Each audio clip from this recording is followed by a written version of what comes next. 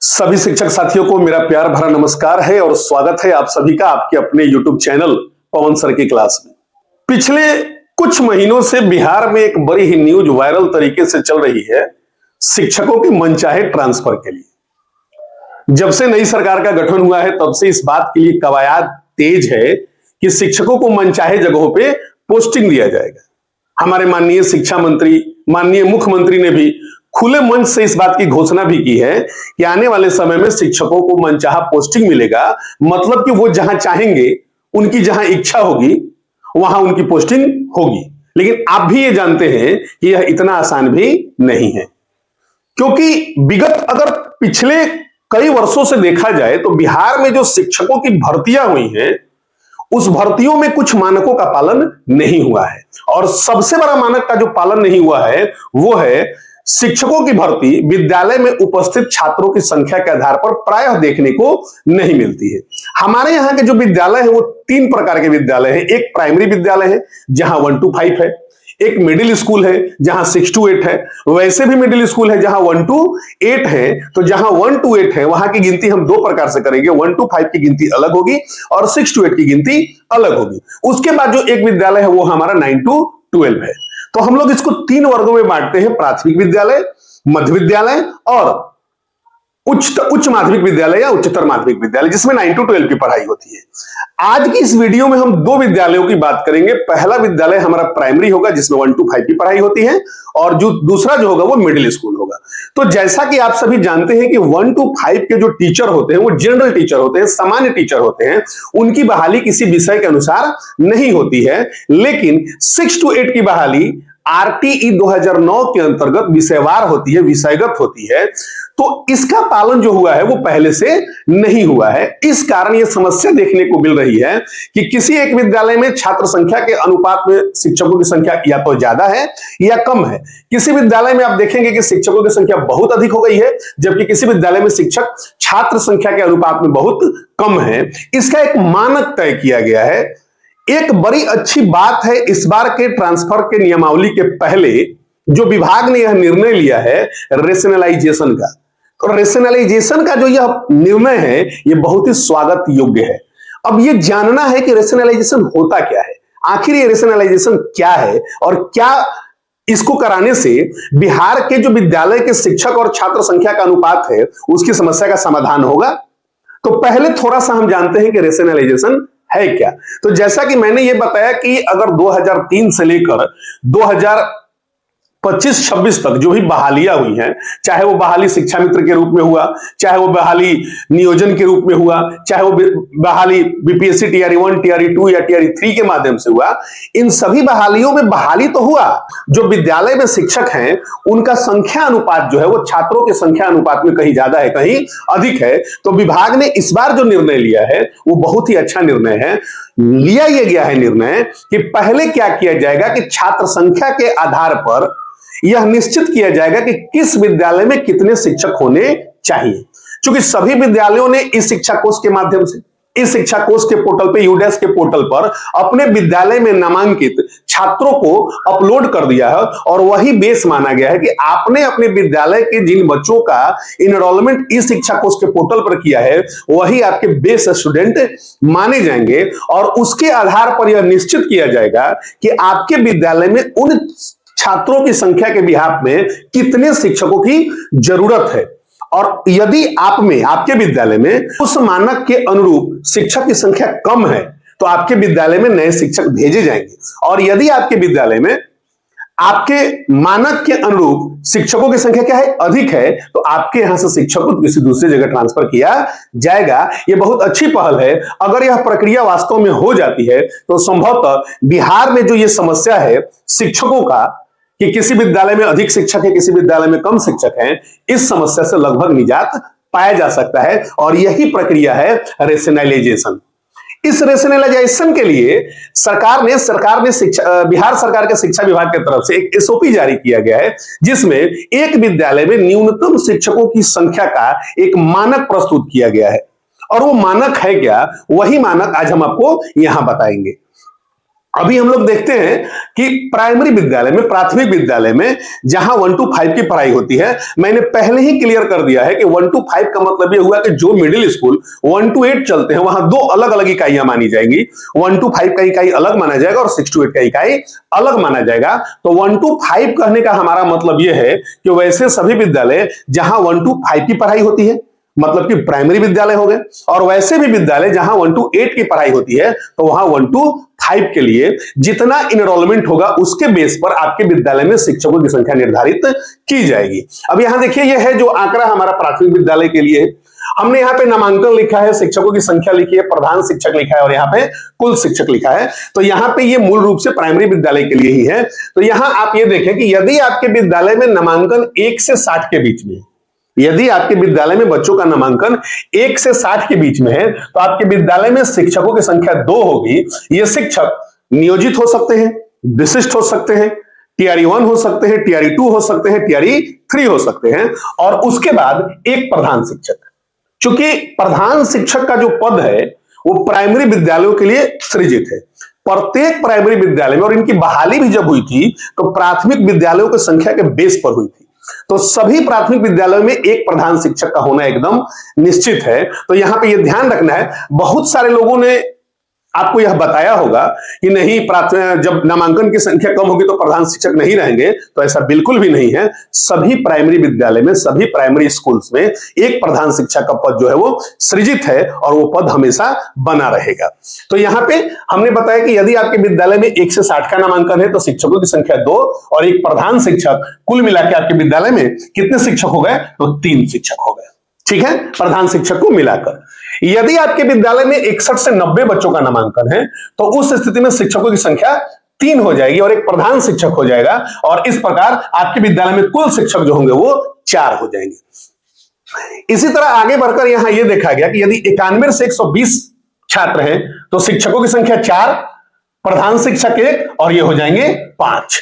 यदि आपके विद्यालय में 121 से 150 बच्चे हैं तो आपके विद्यालय में शिक्षकों की संख्या 5 होगी, एक प्रधान शिक्षक होंगे और कुल शिक्षक की संख्या जो होगी वो 6 हो जाएगी। यहां तक अगर आप ये देख रहे हैं तो यहां तक यानी कि यदि आपके विद्यालय में 60 से लेकर 150 बच्चे हैं तो यहां पे जो मानक माना गया है वो 30:1 का माना गया है। 30:1 का माना गया है, यानी कि 30 बच्चों पर एक शिक्षक माना गया है। लेकिन इसके बाद जैसे ही आपके विद्यालय में छात्रों की संख्या 200 के करीब हो जाती है तो यहां से मानक जो हुआ है वो चेंज हुआ है। इसके बाद जो मानक रखा गया है वो रखा गया है 40:1 का, यानी 40 बच्चों पर एक शिक्षक। अब इसको देखिए यहां पे कि यदि आपके विद्यालय में 151 से 200 तक बच्चे हैं तो आपके यहां शिक्षकों की संख्या कितनी हो जाएगी? 5 हो जाएगी और एक प्रधान शिक्षक होंगे और कुल मिलाकर कितना हो जाएगा? ये 6 हो जाएगा। यहां तक अगर आप मानक देखिएगा तो यह मानक 30:1 को फॉलो कर रहा है और यहां के बाद जो मानक होगा वो 40:1 को फॉलो कर रहा है। या 150 तक बच्चे हैं आपके विद्यालय में तो यदि आपके विद्यालय में 150 तक बच्चे हैं प्राइमरी विद्यालय में तो वहां मानक कितना का होगा? 30:1 का होगा। और यदि 150 से ज्यादा होंगे तो मानक क्या हो जाएगा? 40:1 का हो जाएगा। आगे देखेंगे कि यदि आपके विद्यालय में 201 से 240 बच्चे हैं, इनका नामांकन है, तो आपके यहां शिक्षक 6 और एक प्रधान शिक्षक यानी कुल शिक्षक 7 हो जाएंगे। इसी तरह 241 से 280 के लिए 7 शिक्षक, एक प्रधान शिक्षक, कुल टीचर कितने हो जाएंगे? 8 हो जाएंगे। इस प्रकार इस टेबल का आप स्क्रीनशॉट ले लीजिए। आने वाले टाइम में रेशनलाइजेशन के बाद आपके यहां भी शिक्षकों की संख्या यही होने वाली है। जो आपके विद्यालय के बच्चों का नामांकन 1 to 5 के लिए इस शिक्षा कोष पर दर्शाया गया है, उसके आधार पर आपके विद्यालय में शिक्षकों की संख्या यही होगी। यदि इसके बाद यदि आपके विद्यालय में शिक्षकों की संख्या कम होती है तो निश्चित रूप से आपके विद्यालय में नए शिक्षक जाएंगे। यदि आपके यहां छात्र के अनुपात में शिक्षकों की संख्या अधिक है तो आपके विद्यालय से शिक्षक दूसरे विद्यालय में जाएंगे। तो बहरहाल प्राइमरी विद्यालयों के लिए यही आंकड़ा आने वाले समय में हम सभी के विद्यालयों के लिए लागू होने वाला है। अब जानते हैं मिडिल स्कूल के बारे में। मध्य विद्यालयों के लिए जो मानक तैयार किया गया है छात्र और शिक्षक संख्या के अनुपात के आधार पर, उसका प्रदर्शन हमने इस टेबल में आपको बताने का प्रयास किया है। आइए समझते हैं इस टेबल को। तो चूंकि हम सभी को पता है कि मध्य विद्यालयों में जो टीचर्स की नियुक्ति होती है वो सब्जेक्ट वाइज होती है। रेशनलाइजेशन के बाद विद्यालयों का स्वरूप बनेगा वो कुछ इस प्रकार हो सकता है। तो यहां पे यदि आपके विद्यालय का नामांकन 1 से 105 के बीच में है, 105 बच्चों का नामांकन है 6 to 8 में, और वो इस शिक्षा कोष पर परिलक्षित है, तो उस स्थिति में उस विद्यालय में गणित और विज्ञान के 1 शिक्षक होंगे, सामाजिक विज्ञान के 1 शिक्षक होंगे, हिंदी के 1 शिक्षक होंगे। यानी इस स्थिति में यदि 105 बच्चों का नामांकन है तो उस विद्यालय में कुल शिक्षक जो होंगे वो कितने होंगे? वो 3 होंगे। इसके बाद यदि किसी मध्य विद्यालय में छात्रों की संख्या 106 से 140 के बीच में है तो वहां गणित विज्ञान का 1 शिक्षक, सामाजिक विज्ञान का 1 शिक्षक, हिंदी का 1 शिक्षक और यहां अंग्रेजी का भी 1 शिक्षक रहेगा। उस स्थिति में उस विद्यालय में जो शिक्षकों की कुल संख्या होगी वो कितनी हो जाएगी? 4 हो जाएगी। ऐसे ही आगे बढ़ा जाए तो यदि नामांकन 141 से 175 के बीच में है तो 141 से 175 के बीच में जब नामांकन होगा तो गणित विज्ञान का 1 शिक्षक, सामाजिक विज्ञान का 1 शिक्षक, हिंदी का 1 शिक्षक, इंग्लिश का 1 शिक्षक और 1 प्रकार का शिक्षक जो होगा वो उर्दू का होगा या संस्कृत का होगा। उस स्थिति में कुल शिक्षक जो होंगे वो कितने हो जाएंगे? 5 हो जाएंगे। का हो हेने आवा, हेने आवा जितेंद्र भाई। अभी क्लास चला ना क्लास नहीं चला, हम 2 मिनट नीचे बैठा, हम आवत नहीं, बस खाली एगो वीडियो बनाएंगे 2 मिनट में, ठीक? तो चल के हम ना पावत नहीं।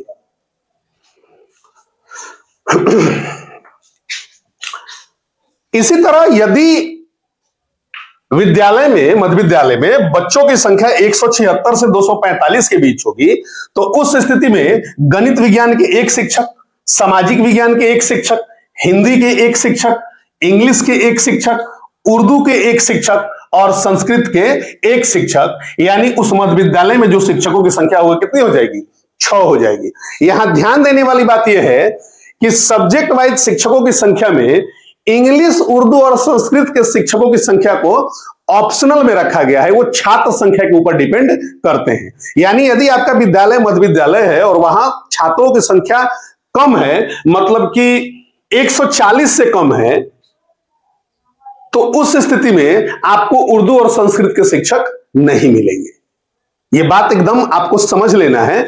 इसी तरह अगर हम आगे बढ़ेंगे तो यदि विद्यालय में यदि विद्यालय में छात्रों की संख्या 246 से 350 के बीच में है तो यह अनुपात अब बढ़ेगा। अब देखिए, अभी तक यहां तक आप देख रहे थे कि जो शिक्षकों की संख्या 1 थी, यहां पे अब बढ़ के कितनी हो गई?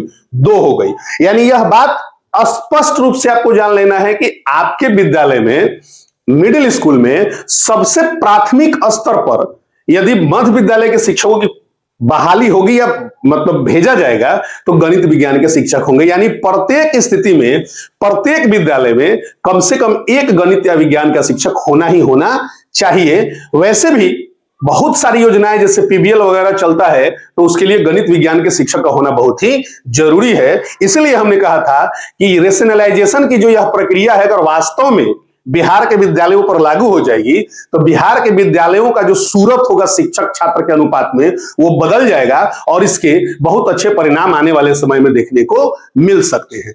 तो यहां पे कंटिन्यू करते हैं हम लोग। 246 से 350 बच्चों का नामांकन है तो गणित विज्ञान के 2 शिक्षक, सामाजिक विज्ञान के 1 शिक्षक, हिंदी का 1 शिक्षक, इंग्लिश का 1 शिक्षक, उर्दू का 1 शिक्षक और संस्कृत का 1 शिक्षक, और विद्यालय में शिक्षकों की संख्या कितनी हो जाएगी? 7 हो जाएगी। इसी तरह यदि नामांकन 351 से 455 है तो यहां देखिए, यहां साइंस गणित का भी 1 शिक्षक, गणित विज्ञान का 2 शिक्षक हो जाएंगे और यहां सामाजिक विज्ञान के भी 2 शिक्षक हो जाएंगे और बाकी सभी शिक्षकों की संख्या 1-1 होगी और टोटल शिक्षक जो होंगे वो हो जाएंगे 8। फाइनली अगर 455 से 560 के बीच में है तो यहां देखिए 2 हो जाएंगे आपके गणित विज्ञान के शिक्षक, 2 हो जाएंगे सामाजिक विज्ञान के शिक्षक और 2 हो जाएंगे हिंदी के शिक्षक और बाकी सभी शिक्षकों की संख्या 1-1 होगी और इस प्रकार विद्यालय में शिक्षकों की संख्या 9 हो जाएगी। तो यह बात अभी तक आप समझ गए होंगे कि यदि आपके विद्यालयों में शिक्षकों की संख्या का अनुपात ठीक नहीं है तो रेशनलाइजेशन की प्रक्रिया के बाद यह जरूर ठीक हो जाएगा। इसके लिए विभाग पूरी तरह से तत्पर है, दिन रात काम हो रहे हैं और बहुत जल्द इसका परिणाम भी निकलकर सामने आ जाएगा। तो यहां के वीडियो में हम लोगों ने आज प्राइमरी और मिडिल स्कूल के जो मानक शिक्षकों का न्यूनतम मानक स्थिति तय किया गया है, उसके लिए जो एसओपी आया है, उस पर हम लोगों ने विस्तार से चर्चा की। यदि यह वीडियो आपको अच्छा लगा हो तो इस वीडियो को अधिक से अधिक लोगों तक शेयर करें, और चैनल पे पहली बार आए हैं तो चैनल को सब्सक्राइब करके बेल आइकन को जरूर दबा दें। और यदि आपके मन में किसी भी तरह की कोई शंका है, आप कुछ बात करना चाहते हैं, कुछ पूछना चाहते हैं, तो कमेंट बॉक्स आपके लिए हमेशा खुला है। आप खुल के कमेंट कीजिए, हम खुल के आपके कमेंट का जवाब देंगे। बहुत बहुत धन्यवाद। नमस्कार।